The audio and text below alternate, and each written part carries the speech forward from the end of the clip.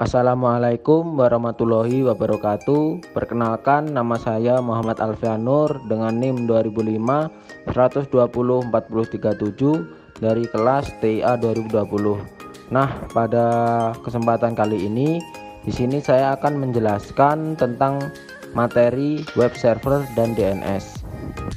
Untuk pengertiannya, web server adalah sebuah software atau perangkat lunak yang memberikan layanan berupa data.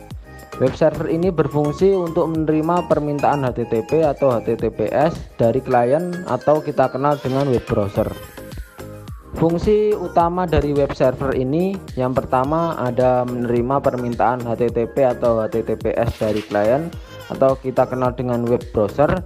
Yang kedua, membersihkan berbagai cache yang terdapat pada penyimpanan serta semua dokumen yang tidak terpakai lagi. Dan yang terakhir, melakukan pemeriksaan terhadap sistem security yang berasal dari permintaan HTTP berdasarkan request klien atau web browser.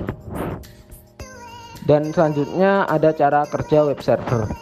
Yang pertama, di sini Anda harus menuliskan nama domain di kolom URL browser Anda.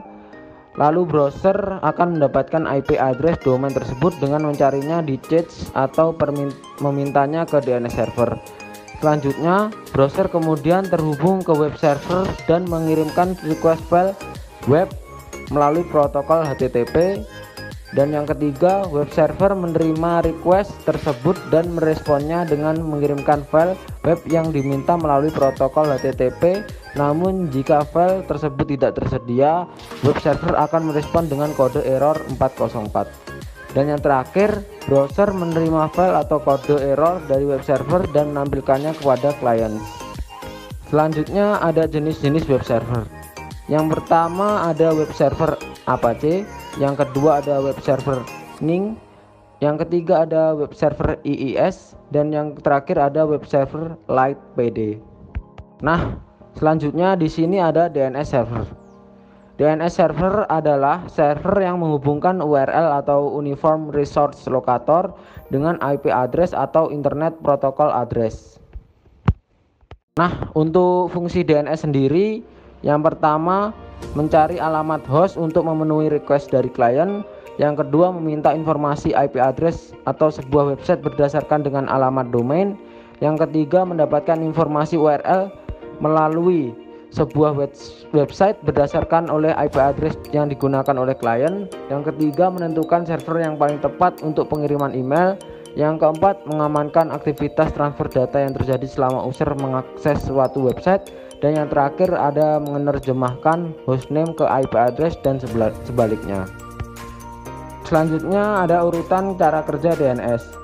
Yang pertama ada DNS query yang terdiri dari non-recursive query, recursive query, dan iterative query. Yang kedua ada DNS recursive resolver. Yang ketiga ada root name server.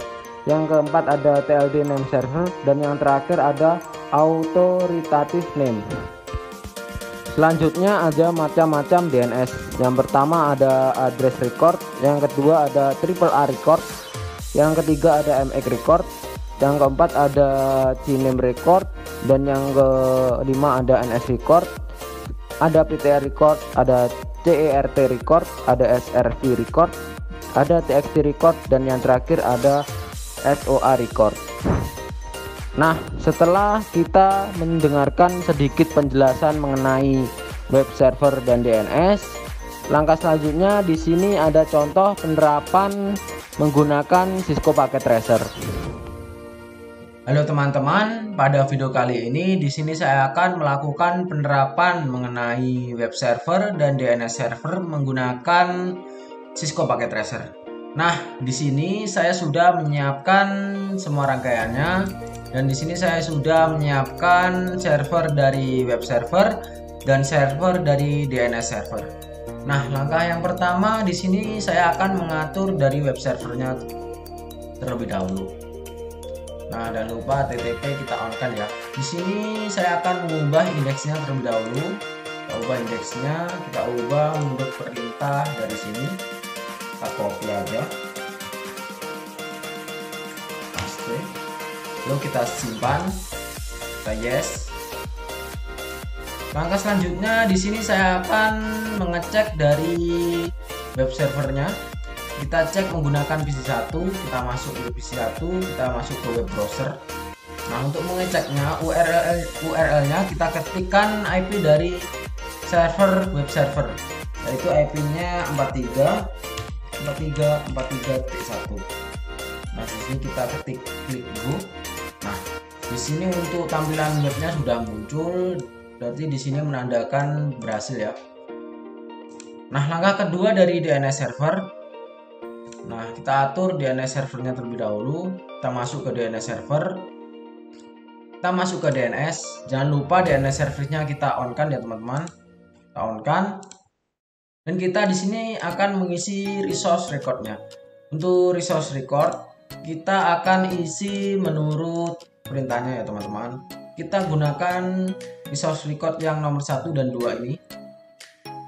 Nah, untuk name-nya kita gunakan yang pertama jarcom.com. Tipenya di sini arecord sama arecord. Untuk addressnya kita gunakan 43.1.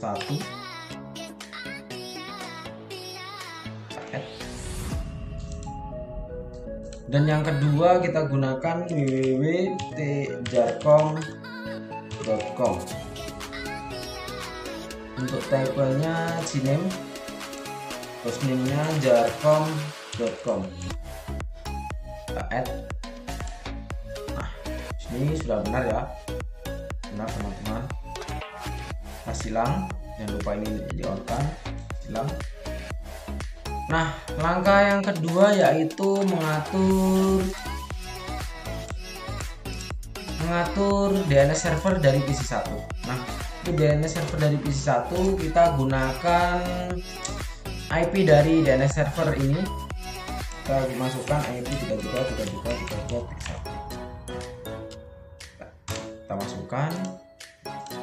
Nah, langkah yang kedua kita akan mengecek DNS server, yaitu kita masuk ke PC1, kita masuk ke web browser, kita masuk yang pertama tadi ada jarcom.com.